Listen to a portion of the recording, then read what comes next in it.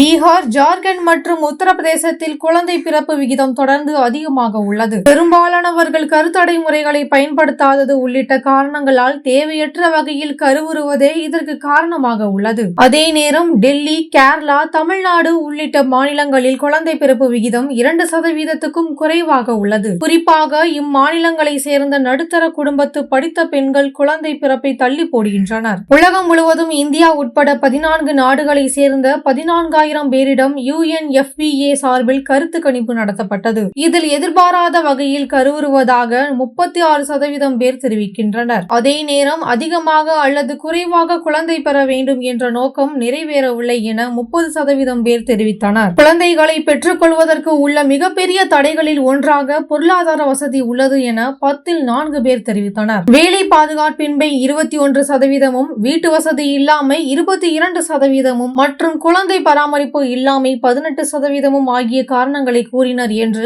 ஐநாவின் புதிய மக்கள் தொகை நிதியம் அமைப்பு தனது அறிக்கையில் கூறப்பட்டுள்ளது. சமீபத்திய சாம்பிள் ரெஜிஸ்ட்ரேஷன் சர்வே 2021 தரவுகளின்படி தமிழ்நாடு, ஆந்திரா, கேரளா ஆகிய மாநிலங்களில் குழந்தை பிறப்பு விகிதம் 1.5ஆகவும், தெலுங்கானா, கர்நாடகா மாநிலங்களில் குழந்தை பிறப்பு விகிதம் 1.6ஆகவும் உள்ளது. மக்கள் தொகை நிலையாக பராமரிக்க தேவையான குழந்தை பிறப்பு விகிதமான 2.1ஐ விட இது குறைவாக உள்ளது.